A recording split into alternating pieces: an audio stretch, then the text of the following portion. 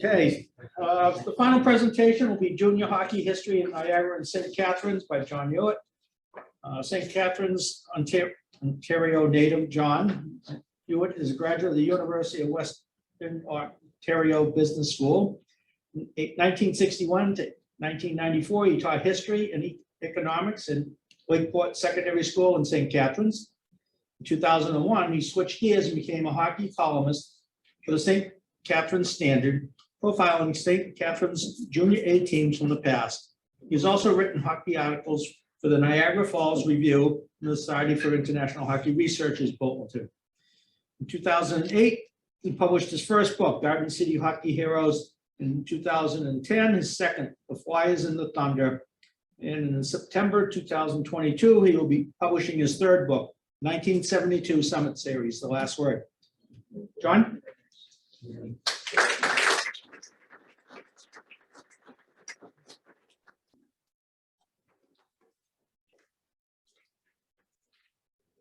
Well, good afternoon, and I'd like to thank the Society for inviting me to be here. I love to talk about junior hockey in Niagara. There's so much to talk about. There's a rich history here, a very rich history, and I can remember the St. Catharines and Niagara Falls teams when they were in the league in the 60s and 70s. It was a tense rivalry. They didn't like each other. That's putting them wild.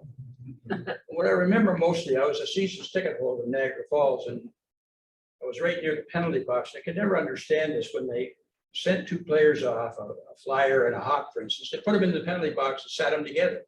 Anybody remember that? Yes. It's ridiculous because they just socked each other and started all over. But anyway, what I'll try to do in the next few minutes is go over the history of each team, each city.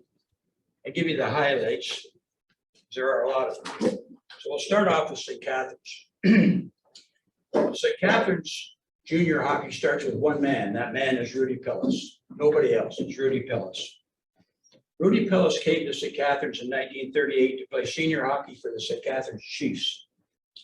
And he liked the community. He stayed here. He married a local girl. He raised a family. And he got a job in McKinnon Industries, which became General Motors.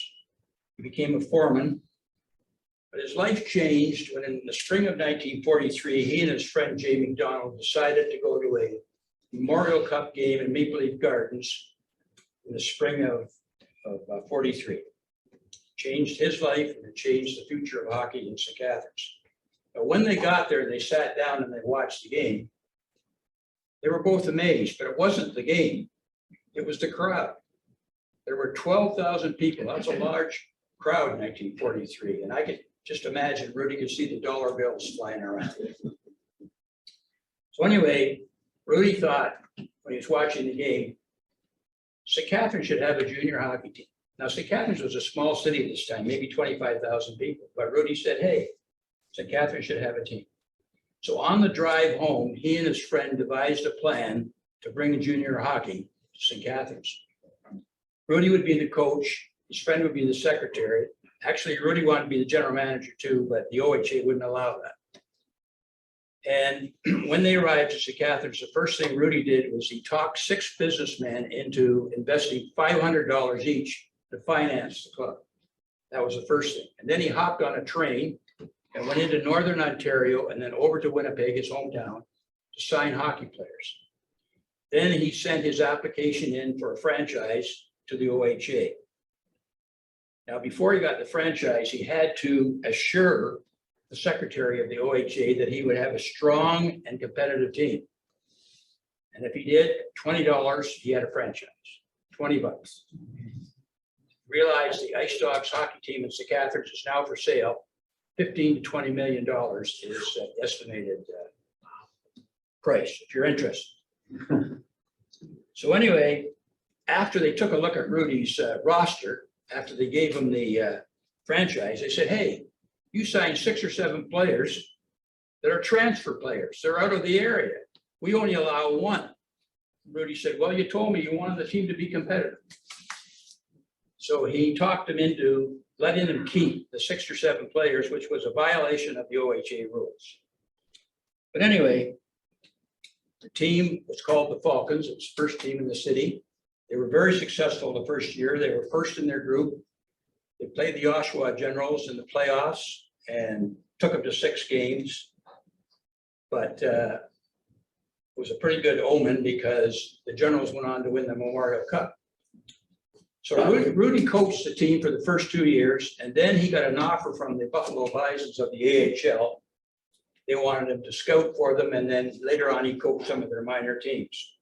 But when he left the Falcons, and they were quite successful, the team went downhill.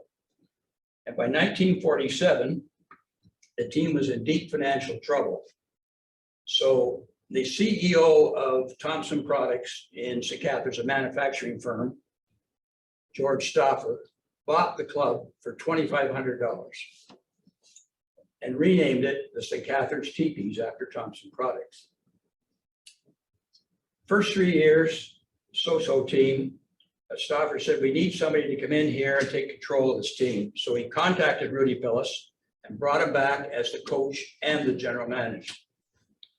And for the next decade, the St. Catharines Teepees, this was the golden era of hockey in St. Catharines.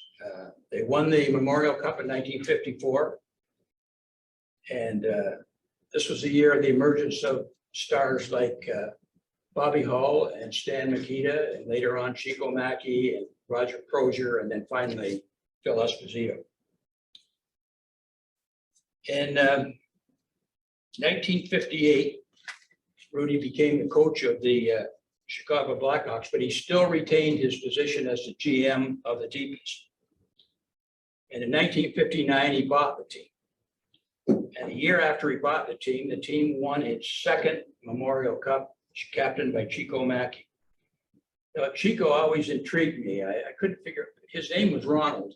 Why are you called Chico? So Chico said to me, well, he said, my mom always liked the Marx Brothers. And Chico was her favorite actor. So she said, after I was born, she just couldn't help but resist to call me Chico.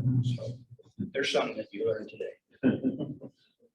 Now, after the Memorial Cup in 1960, there was another change. Rudy gave up his shares in the team in 1961, and a bunch of businessmen in St. Catharines bought the team, made a deal with the Chicago Blackhawks to get financial support, and Chicago was willing to help them out, and they became the St. Catharines Blackhawks. 2 words, Blackhawks. Now, the Blackhawks were so-so team in the 1960s, but in 1968, a 17-year-old teenager came to town by the name of Marcel Dion. And from 68 to 71, the whole atmosphere in St. Catharines changed. He packed the arena. He was an amazing hockey player. He could score it well. And in 1971, Marcel led the team to the Eastern Canada final against his old rival, Guy Lafleur. They had played against each other as youngsters, and here they were playing against each other in 1971 for the Eastern Canada Championship. The problem was, when they got to Quebec for the 2 games of the series, there was violence. Marcel was considered to be a traitor because he had moved from Drummondville to St. Catharines, and the fans there just pelted him with everything they could find. And it got to the point in the series where there was so much violence that the parents of the St. Catharines Blackhawk players would not let their sons go back to Quebec. So they had to forfeit the series, and that was Marcel's. And ironically, in the NHL draft that year, Marcel went 2nd and Lafleur went 1st. Now, 1 year later, after that debacle in Quebec, the club was sold, ironically, to Hap Emps in 72. Now, Hap was a man who liked the buck. The people of St. Catharines hated him. So the fans didn't come to the games. And finally, after 4 years, he couldn't stand it. He took the team back to Niagara Falls in 1976. So in 76, there was no junior hockey. It didn't look like there was going to be any junior hockey. But the Hamilton Finn Cups, who had won the Memorial Cup in '76, had a problem in their ice making machine in the old Barton Street Arena. So they said, could we come to St. Catharines? And the city made a deal with them, and they came here for 1 year from '76 to '77, led by Dale McCourt. That team entered the World Junior Championships in '76, and they came home with a silver medal. But then they went back to Hamilton. So now there's no junior team in St. Catharines after 34 years. All we've got are the memories. Interesting memories, though. Of those teams, the Falcons, the TPs, and the Finn Cups, 124 players made it to the NHL. 5 of those players were eventually inducted into the Hockey Hall of Fame. That would be Palat, Hull, Akita, Dion, and Esposito, and their old coach, Rudy Pillis. So for 30 years, there was no hockey here. And then in 2007, a printing executive from Toronto bought the Mississauga Ice Dogs and made a deal with St. Catharines to bring his team here in 2007. And they're here, they're still here now. They're for sale. Now, we have a young team this year, but I think next year will be a lot better. Now, if we move to Niagara Falls, and they're sort of interchanged here, beginnings of junior hockey in Niagara Falls started with one man, and that's Hap Ems, and Hap and Rudy were bitter rivals. In 1960, Hap had a team in Barrie, which he owned, but the arena was in disarray and fans weren't turning out, so Hap made a deal with the city of Niagara Falls to bring his team, which included Eddie Westfall, to Niagara Falls in 1960. So they began their operations in 1960, and by 1965, Hap had built a strong enough team. They won the Memorial Cup behind the goaltending of Bernie Perrant and Doug Favell. 3 years later, they won their second Memorial Cup. Interesting story with the 68 Memorial Cup. I was there. Season ticket holder. The first game of the Memorial Cup final was played between the Estevan Bruins and the Niagara Falls Flyers. So we were all sitting there, and the players came out on the ice, and they had identical uniforms. Identical. And the referee and their linesmen were standing there saying, "What is this?" They had the same uniforms because the Boston Bruins had sponsored both of those teams up to '67. And you couldn't tell one team from the other. So we were all sitting there waiting to see what was going to happen. And eventually what happened was the CAHA said, "Niagara Falls, you're in your home arena. You got to wear your road uniforms." So for that game, which the Flyers won, they wore their road uniforms. Now the next game they played Montreal because they thought they'd draw a big crowd. They drew about 1,800 people. They wore the Flyers wore the uniforms of the Montreal Junior Canadiens, and Estevan won that game, I think. Then they came back to the Niagara Falls Arena for games 3, 4, and 5, and they had to make a decision. We got to get a uniform here. So Hap goes to the St. Catharines Blackhawks, his hated rivals, says, "Could we borrow your uniforms for the next 3 games?" St. Catharines said yes. So, and the players hated it. I talked to them. They hated it. The next 3 games, which they won 3 games in a row. In the last game, the deciding game where they won the cup, and I remember this vividly, the Niagara Falls players hated those uniforms so much that during the 3rd period, as it wore down, one by one, they went in the dressing room, threw off their St. Catharines sweater, put on their Niagara Falls sweater. So when the cup was presented to the players, they had their old uniform on. It was bizarre. It was weird. But anyway, after '68, the Niagara Falls team was not the same. It was very weak. So in 1972, Hap sold it to Sudbury Interest and went ahead and bought the St. Catharines Blackhawks. People love that. And then he moved them back to the Falls in '76. And 2 years later, he sold the team to a Toronto businessman. The Toronto businessman kept the team for 4 years, and then because of poor fan support, he moved the team. He didn't sell it. He moved it to North Bay. And the team stayed in North Bay from 2002 to, no, it stayed from 1982 to 2002. North Bay Centennials.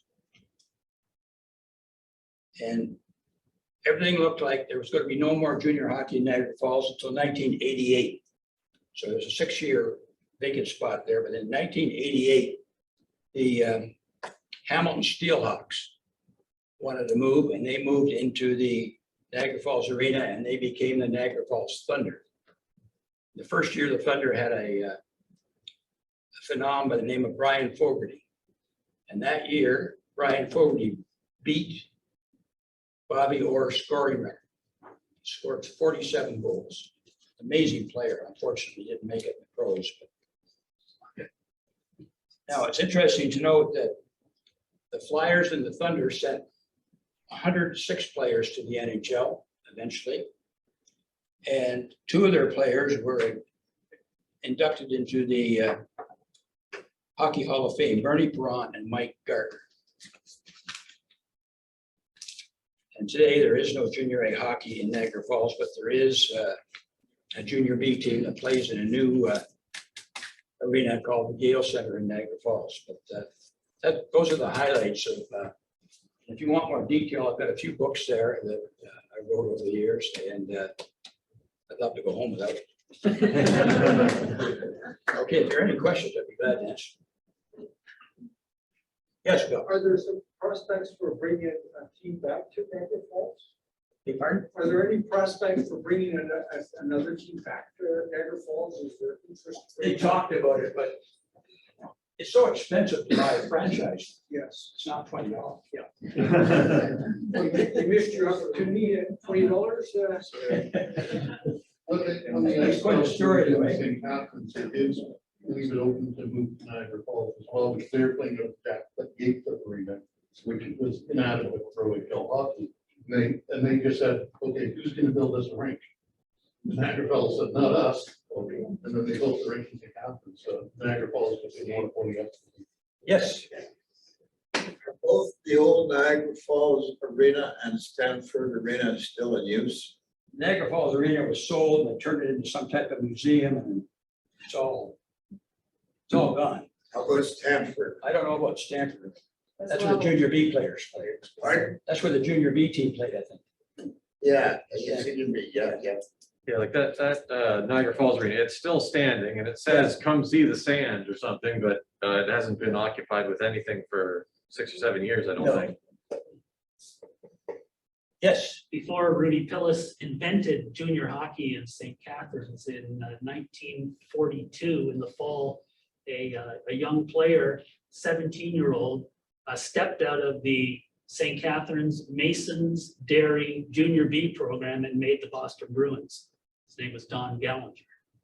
Oh, really? That's right. Prior to junior A, Yeah. that was in 42. Yeah, well, the junior B team was the feeder team for the A team, so. I don't know, there was an 18 in 41, 42 though. Oh, yeah, that's right, too, yeah. Yeah. They just had the B team. Yeah.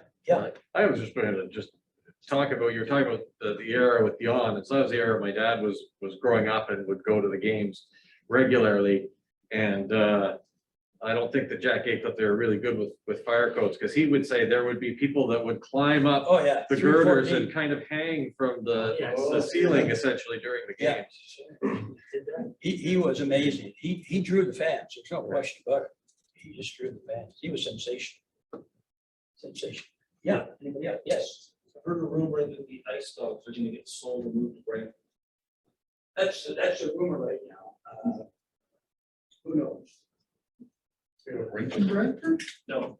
It's almost as good as Arizona, though. Yeah, he owns Dustin County, yeah. That's just a rumor. There's nothing they do.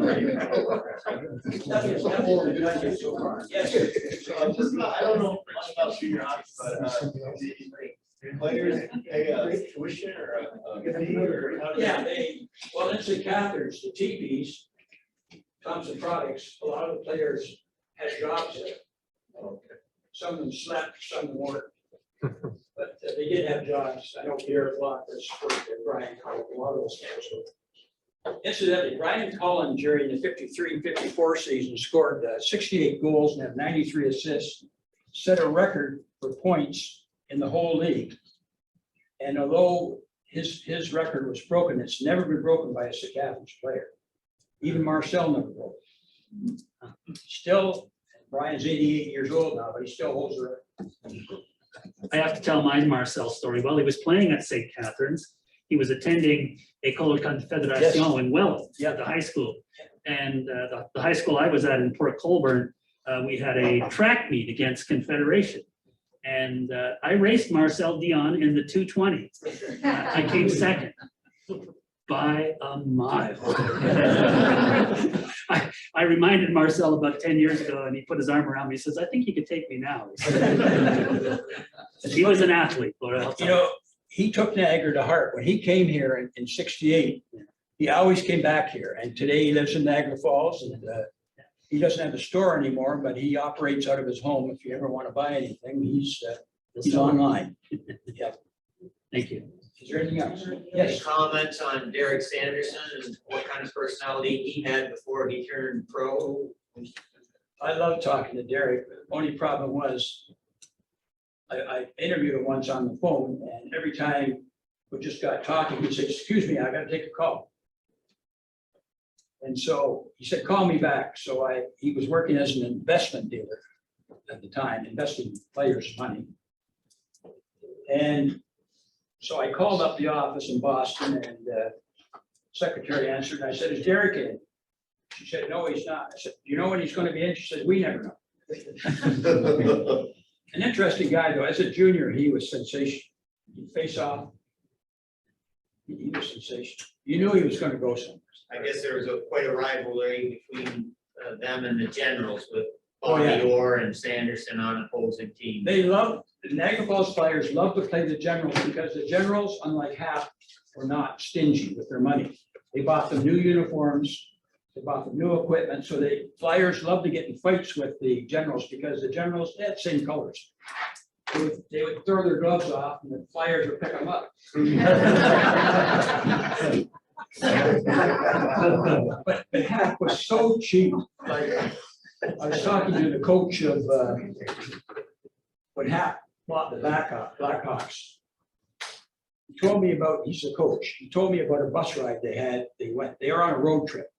And on road trips, Hap gave each player $1 for supper. So this one night, one of the players said, "Look, my parents have a restaurant in Preston. If you take the bus over there, we'll feed you for free." So Hap said, "Okay, let's go." So went over and they fed all the players and the coaches, et cetera, et cetera. And then they pulled out and they headed back for St. Catharines. And Hap went over to the coach and he said, "I want you to collect the $1 back from each of the players." And the coach said, "I won't do it." So he got his son to do it. And the other thing was, Hap never bought new uniforms for the players. He bought the second hand-me-downs from Boston Bruins and just covered the insignia with the B with the NF. And they would buy equipment. And I interviewed players. A player would say to me, "I got so-and-so's jock strap. It's got Dick Clapper on it." And stories, you couldn't believe the stories. He was so cheap. And his wife made sandwiches on road trips. And players said they were stale before they got on the road. Yes. Yes, Bill, you mentioned earlier in your presentation, you said the team was called the Blackhawks with 2 words. Yeah, because Blackhawks changed that 2 words to 1 word in 1986 in Okay, so Chicago. was there something about it being 2 words that didn't have an indigenous connotation or any idea about the team Yeah, name? apparently, the story goes that Blackhawk was a World War I regiment. And it was 1 word. For some reason, when the Chicago Blackhawks were started, they had 2 words. So it was a matter of getting back to the original. I see. So, but St. Catharines was always 2 words. Any carry forward to the Thorold Blackhawks, which have now had to go through this name change review? Never heard anything. It's No. pretty innocuous, but not the insignia on the Chicago. No, I haven't heard anything about that, but it's, who knows about that. Anything else? We have a fascinating history down here, so I'm glad you were able to move down and hear about it. Thank you. Thank you.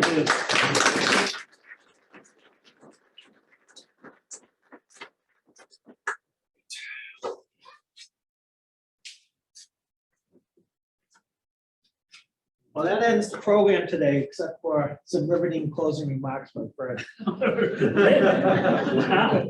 Thanks a lot. Riveting. Well, thank you, everyone. I hope you've enjoyed your day, and there's been just such a tremendous spectrum of hockey research and stories. You know, that if you can't find an access point through the whole range of things that we've heard today, then you need to look a little further. A special thank you to Brian Lawrence, who made all the arrangements here in St. Catharines. Brian.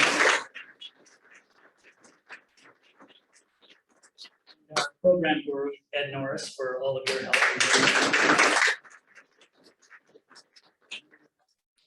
From Mr. Sproul from time to time, but and thanks to everyone that came today and those that have joined us online as well. It's been a very interesting day. We hope to see you all very soon in the fall, hopefully in Hershey, but we'll be back to you with more details on that. But thank you for today and good afternoon. Safe travel. And I got Ryan has some housekeeping. Yes. Yes, housekeeping. Well, I just want first off, thank you, Fred, for helping arrange some of the guests and give me a little boost of confidence when we were going to lose our minds a few weeks ago. But and then also through, you know, James Milks and Lloyd Davis aren't here, and Benoit, who is here, also getting some of the announcements out and really working the system technology wise to make sure that people know what's going on. Deserve a thanks as well. In terms of announcements, the signs we've got, I think you may have brought one over this way. Anybody planning to go to Hershey? I don't think I got room in my car for the display thing. So we're looking for a volunteer to possibly put it in their car. I can keep the signs. I could bring the signs, but maybe not the stand. So you can talk to me about that. And then also just for dinner this evening, put up your hand if you're going. I'm just going to do a quick check to see if anyone's okay. That's about what I was expecting. And then also, is anyone interested in trying to take a look at the Jack Gatecliff Arena before dinner? Because I'm probably going to head over there before that, probably about quarter to 6. So we can try and I can take 5 people in my car. We'll see if anyone else is interested. We'll meet at about 5:45 for that. And then anyone that needs directions or a little boost of confidence on how to get to the restaurant, come and see me right after this, and we'll make sure that you know where you're going. So what time is the dinner? Dinner is at 7. Oh. Yeah, the place, location. Oh yes, at George's Greek Village. Sorry, in St. Catharines. It's Queenston Street and Welland Canal Parkway. You got a screen there for hockey? I don't know, but I will point out that all the reservations were made well in advance of the NHL. I sent the NHL information, and they just totally ignored it. So, thank you for coming, and That's it. Good afternoon. Thank you.